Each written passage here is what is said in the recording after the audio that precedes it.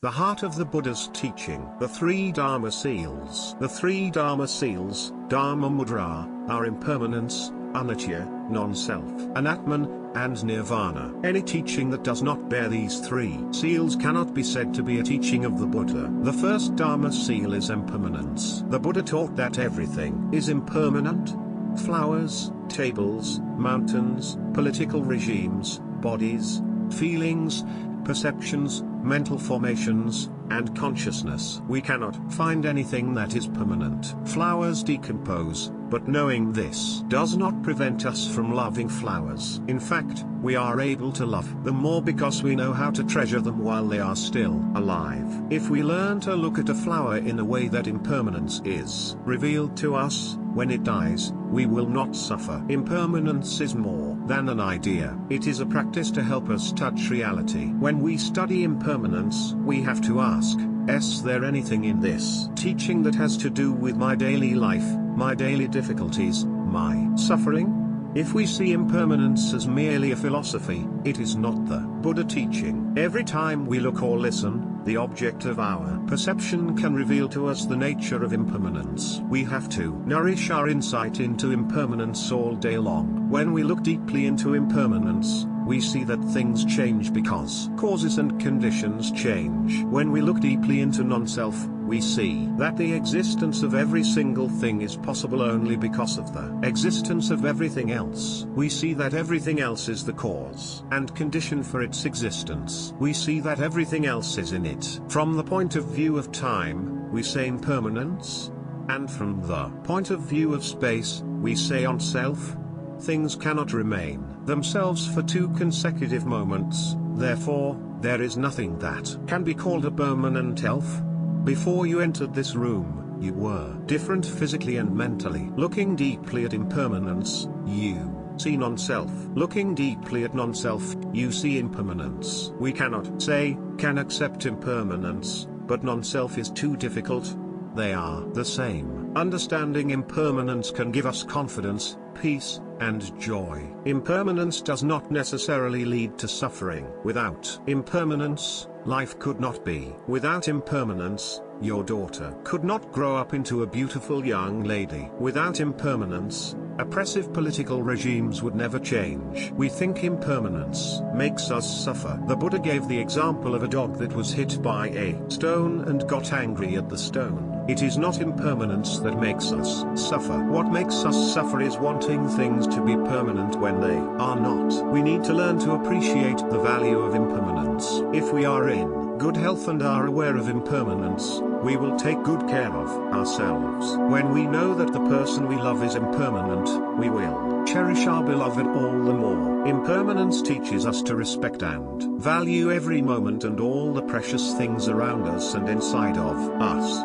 When we practice mindfulness of impermanence, we become fresher and more loving. Looking deeply can become a way of life. We can practice conscious breathing to help us be in touch with things and to look deeply at their impermanent nature. This practice will keep us from complaining that everything is impermanent and therefore not worth living for. Impermanence is what makes transformation possible. We should learn to say, "Long live impermanence."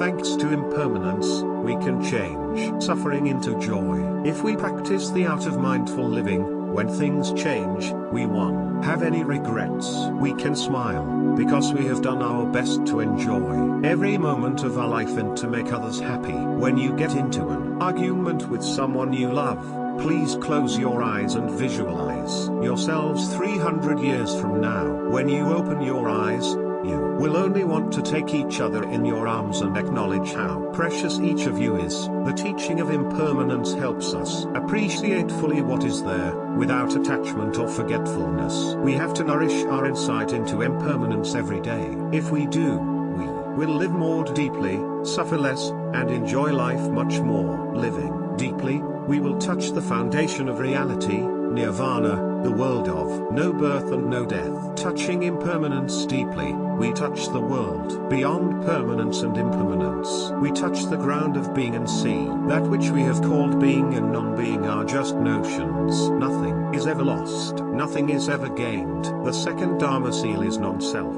Nothing has a separate existence or a separate self.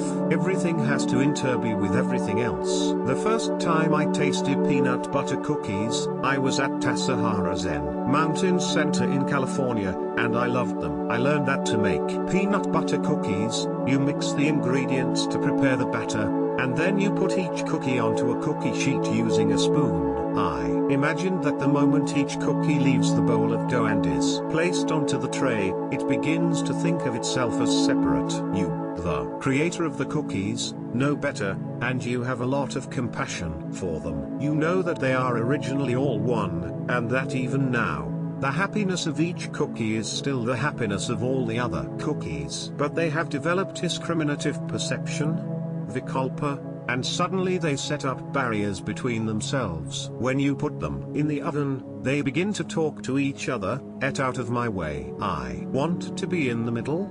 I'm brown and beautiful, and you are ugly. Can you please spread a little in that direction? We have the tendency to behave this way also, and it causes a lot of suffering. If we know how to touch a non-discriminating mind, our happiness and the happiness of others will increase manifold. We all have the capacity of living with non-discriminating wisdom, but we have to train ourselves to see in that way, to see that the flower is us, the mountain is us, our parents and our children are all us. When we see that everyone and everything belongs to the same stream of life, our suffering will vanish. Non-self is not a doctrine or a philosophy. It is an insight that can help us live life more deeply, suffer less, and enjoy life much more. We need to live the insight of non-self. Tolstoy wrote a story about two enemies. Suffered greatly because of ? And his only motive in life was to eradicate. Every time he heard the name of B, every time he thought about B image, he became enraged. Then one day A visited the hut of a sage. After listening to A deeply, the sage offered him a glass of refreshing water, and then he poured the same water onto A head and washed him. When they sat down for tea, the sage told him, you are B. A was astonished. Hat is the last thing I want to be. I am A, and he is B. There cannot be any connection. But you are B, whether you believe it or not? The sage said. Then he brought him a mirror, and sure enough when A looked in it, he saw B. Every time he moved, B in the mirror did exactly the same. The sound of a voice became the sound of B. He began to have B feelings and perceptions. A tried to come back to himself, but he couldn't. What a wonderful story. We should practice so that we can see Muslims as Hindus and Hindus as Muslims. We should practice so that we can see Israelis as Palestinians and Palestinians as Israelis. We should practice until we can see that each person is us, that we are not separate from others. This will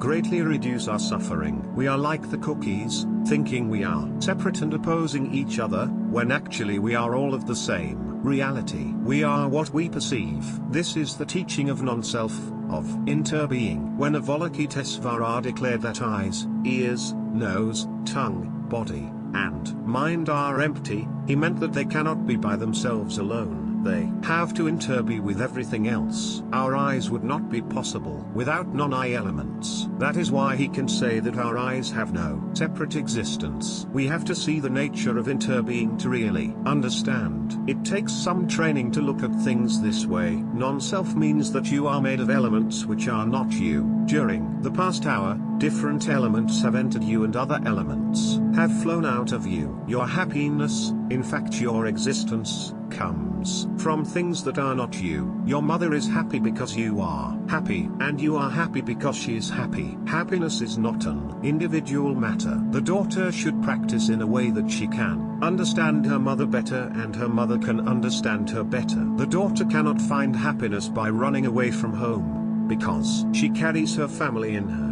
There is nothing she can leave behind. There is nothing she can get rid of, even if she runs away and tells no one where she is going. Her store consciousness carries all the seeds. She cannot get rid of a single one. The teachings of impermanence and non-self were offered by the Buddha as keys to unlock the door of reality. We have to train ourselves to look in a way that we know that when we touch one thing, we touch everything. We have to see that the one is in the all and the all is in the one. We touch not only the phenomenal aspects of reality but the ground of being. Things are impermanent and without self. They have to undergo birth and death. But if we touch them very deeply, we touch the ground of being that is free from birth and death, free from permanence and impermanence, self and non-self. Nirvana, the third Dharma seal, is the ground of being, the substance of all that is. A wave does not have to die in order to become water. Water is the substance of the wave. The wave is already water. We are also like that. We carry in us the ground of interbeing, nirvana, the world of no birth and no death, no permanence and no impermanence, no self and no non-self. Nirvana is the complete silencing of concepts. The notions of impermanence and non-self were offered by the Buddha as instruments of practice, not as doctrines to worship, fight, or die for. Why, dear friends? The Buddha said, "The Dharma I offer you is only a raft to help you to cross over to the other shore." The raft is not to be held onto as an object of worship. It is an instrument for crossing over to the shore of well-being. If you are caught in the Dharma, it is no longer the Dharma. Impermanence and non-self belong to the world of phenomena, like the waves. Nirvana is the ground of all that is. The waves do not exist outside the water. If you know how to touch the waves, you touch the water at the same time. Nirvana does not exist separate of impermanence and non-self. If you know how to use the tools of impermanence and non-self to touch reality, you touch nirvana in the here and the now. Nirvana is the extinction of all notions. Birth is a notion. Death is a notion. Being is a notion. Non-being is a notion. In our daily lives, we have to deal with these relative realities. But if we touch life more deeply, reality will reveal itself in a different way. We think that being born means from nothing we become something, from no one we become someone, from non-being we become being. We think that to die means we suddenly go from something to nothing, from someone to no one, from being to non-being. But the Buddha said, here is no birth and no death, no being and no non-being. And he offered us impermanence, non-self, interbeing, and emptiness to discover the true nature of reality. In the Heart Sutra, we repeat over and over that there is no birth and no death. But reciting is not enough. The Heart Sutra is an instrument to investigate the true nature of ourselves and the world. When you look at this sheet of paper, you think it belongs to the realm of being. There was a time that it came into existence, a moment in the factory it became a sheet of paper. But before the sheet of paper was born, was it nothing? Can nothing become something? Before it was recognizable as a sheet of paper, it must have been something else. A tree, a branch, sunshine, clouds, the earth. In its former life, the sheet of paper was all these things. If you ask the sheet of paper, tell me about all your adventures, she will tell you. Look to a flower, a tree, or a cloud and listen to their stories. The paper story is much like our own. We, too, have many wonderful things to tell. Before we were born, we were also already in our mother, our father, and our ancestors. The cone hat was your face before your parents were born, is an invitation to look deeply, to identify ourselves in time and space. We usually think we did not exist before the time of our parents, that we only began to exist at the moment of our birth. But we were already here in many forms. The day of our birth was only a day of continuation. Instead of singing happy birthday every year, we should sing happy continuation. Nothing is born, nothing dies, was a statement made by the French scientist Lavoisier. He was not a Buddhist. He did not know the Heart Sutra, but his words are exactly the same. If I burn this sheet of paper, will I reduce it to non-being? No, it will just be transformed into smoke, heat, and ash. If we put the continuation of this sheet of paper into the garden, later, while practicing walking meditation, we may see a little flower and recognize it as the rebirth of the sheet of paper. The smoke will become part of a cloud in the sky. Also to continue the adventure. After tomorrow, a little rain may fall on your head, and you will recognize the sheet of paper saying, hello. The heat produced by the burning will penetrate into your body and the cosmos. With a sophisticated enough instrument, you will be able to measure how much of this energy penetrates you. The sheet of paper clearly continues, even after it is burned. The moment of its so-called dying is actually a moment of continuation. When a cloud is about to become rain, she is not afraid. She may even be excited. Being a cloud floating in the blue sky is wonderful, but being rain falling on the fields,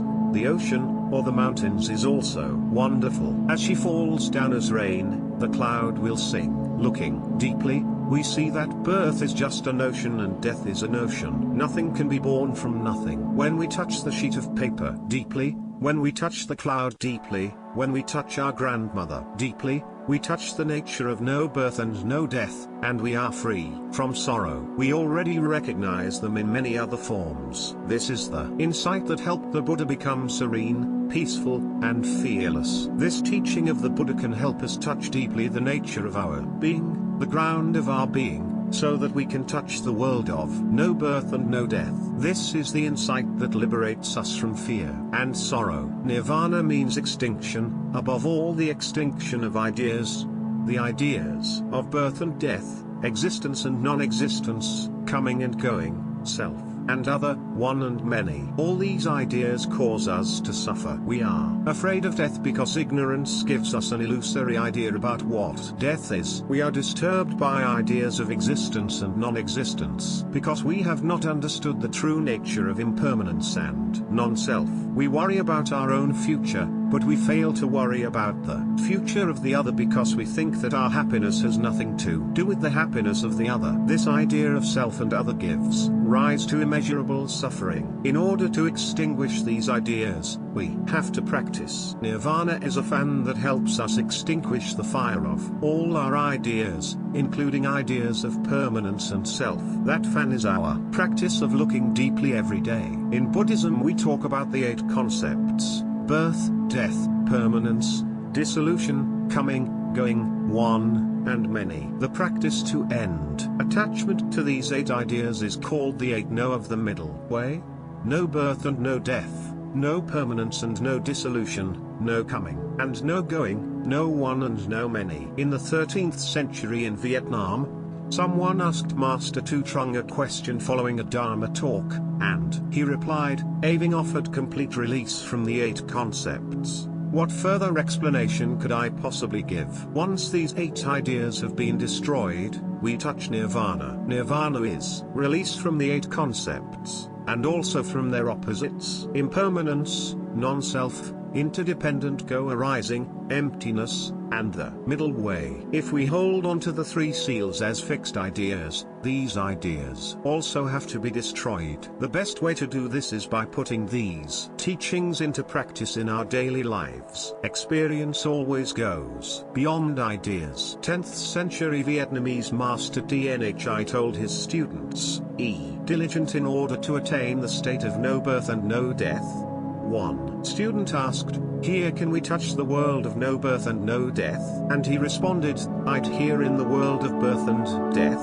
To touch the water, you have to touch the waves. If you touch birth and death deeply, you touch the world of no birth and no death. Impermanence, non-self, interdependent co-arising, and the middle way are all keys to open the door of reality. There is no point in leaving them in your pocket. You have to use them. When you understand impermanence and non-self, you are already free of much suffering and in touch with nirvana, the 3rd Dharma seal. Nirvana is not something to look for in the future as a Dharma seal. It is present in every one of the Buddha teachings. The nirvana nature of the candle, the table, and the flower are revealed in the teachings, just as their impermanent and non-self nature are. Imagine a meeting in which everyone is stating his own opinions and disagreeing with everyone else. After the meeting is over, you are exhausted by all these ideas and discussions. You open the door and go out into the garden, where the air is fresh,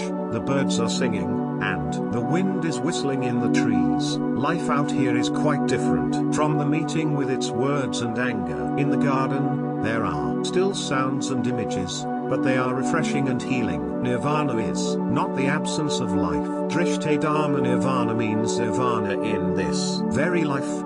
Nirvana means pacifying, silencing, or extinguishing the fire of suffering. Nirvana teaches that we already are what we want to become. We don't have to run after anything anymore. We only need to return to ourselves and touch our true nature. When we do, we have real peace and joy. This morning, I wake up and discover that I've been using the sutras as my pillow. I hear the excited buzzing of the diligent bees, preparing to rebuild the universe. Dear ones, the work of rebuilding may take thousands of lifetimes, but it has already been completed just that long ago. In the Sutra of 42 chapters, the Buddha says, why practice is non-action, non-practice, and non-realization?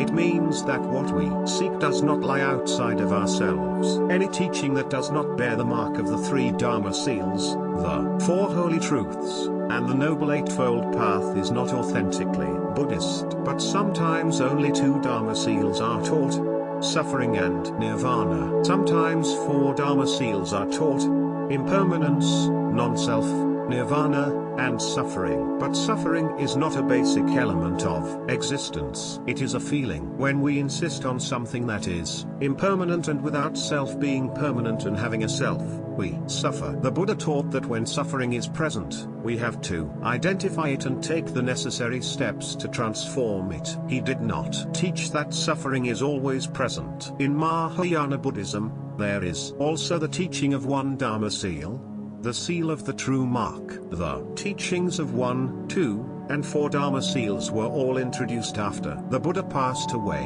We practice the 3 Dharma seals to realize liberation. If you memorize a 5,000-page book on the 3 Dharma seals but do not apply the teachings during your daily life, that book is of no use. Only by using your intelligence and putting the teachings into practice can they bring you happiness. Please base your practice on your own life and your own experiences, your successes and your failures. The Buddha teachings are jewels, but we have to dig deep in order to touch them fully. There are other criteria that can help us navigate the sutras and determine whether a teaching represents a correct understanding of the Dharma. These include the 2 relevances, the 4 standards of truth, and the 4 reliances. The first of the 2 relevances is relevance to the essence. The essence is the 3 Dharma seals. If someone teaches the Dharma, what he or she says must be in accord with the Buddha teachings on impermanence, non-self, and nirvana. When you understand the 3 Dharma seals deeply, you will bring them into every situation of your daily life. The second relevance is relevance to the circumstance.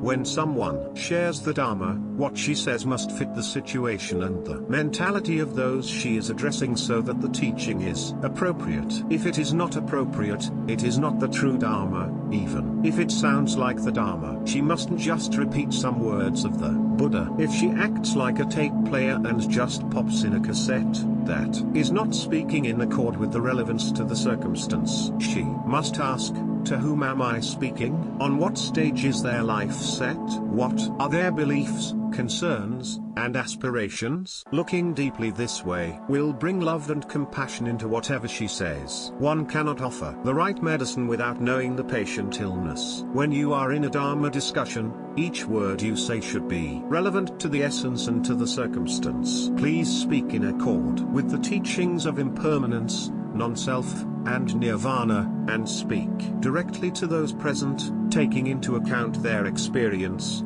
their knowledge, and their insight. There may be things you consider important but cannot say to this particular group. The 2 relevances require you to speak with skillfulness, tolerance, and care. The 4 standards of truth, Siddhanta, are another guide to help us understand the Buddha teachings. The first standard is worldly. The teaching is offered in the language of the world so that those in the world will be able to understand. We have to take into account the contemporary cosmologies, arts, philosophies, metaphysics, and so forth, and deal with them. For example, we call the days of the week Monday, Tuesday, Wednesday, etc. We divide time into days, months, and years to express truth relatively for our convenience. When the Buddha tells us that he was born in Lumbini, it is in accord with the first standard. The second standard is he person. We must remember as we read the Buddha discourses that his words varied according to the needs and aspirations of his listeners. When the Buddha taught, he was deeply aware of the particular assembly, and what he said was specifically addressed to them. The third standard is healing. When the Buddha spoke, it was always to cure the particular illness of those he was addressing. Everyone has some illness that needs to be healed. When you speak to express healing, what you say will always be helpful. The fourth standard is he absolute. The Buddha expressed absolute truth directly and unequivocally. He said there is no self even when people did not believe or agree with him. He said it because he knew it was true. 15th century explorers said the world was round even when the community threatened to imprison them for saying so. We can use these four standards of truth to understand the sutras as we read them. A third list to help us study the Dharma is called the Four Reliances. It was formulated by later teachers, not by the Buddha. The first reliance is that we should rely on the teaching and not the person. It means we can learn even from a teacher who does not practice everything he teaches. My fifth grade teacher, Miss Lien, often wore high-heeled shoes. One day she wrote on the blackboard, "Ever wear high-heeled shoes? You might twist your ankle." I couldn't understand why she did not apply the teaching to herself. Another teacher who was a heavy smoker taught us about the health hazards of smoking, even 60 years ago. The class laughed, and he replied, "Oh, as I say, not as I do." Later, when I attended the Institute of Buddhist Studies, we were told that if a precious jewel is in a garbage can, you have to dirty your hands. Remember the monk who had memorized all the sutras. He was not an easy person or a good practitioner, but the other monks had to put up with him and encourage him to recite the sutras so they could write them down. To me, the relationship between a teacher and a student is based on the trust that the teacher has practiced and continues to practice what he teaches. This is teaching by example, by the way we live. Perhaps the ancestral teachers thought it was so rare to find someone who could teach by his or her life example that if we just wait for someone like that to come along, we might miss the chance to benefit from the teachings that are available now. The second reliance is to rely only on discourses where the Buddha taught in terms of absolute truth and not on those whose means are relative truth.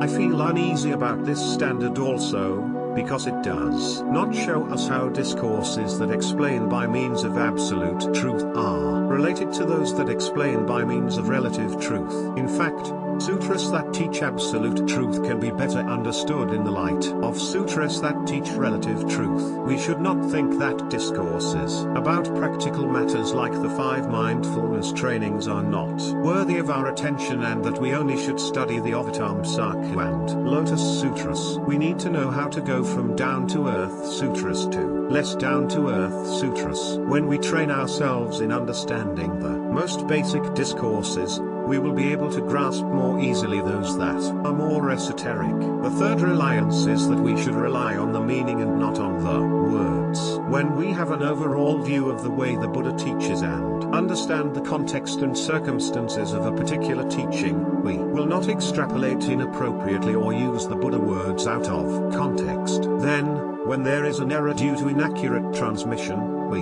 can rectify it by ourselves. The fourth reliance is that we should rely on the insight of looking deeply, jhana, rather than on differentiation and discrimination, vijnana. However, it is important to be able to discriminate when we are reading the sutras so that we know according to which of the four standards of truth the Buddha is teaching. We can rely on discriminative as well as non-discriminative wisdom. The teachings of the two truths, 3 Dharma Seals, 2 relevances, 4 standards of truth, and 3 doors of liberation are important guides to help us understand the language the Buddha used when he taught. Without understanding the Buddha language, we cannot understand the Buddha.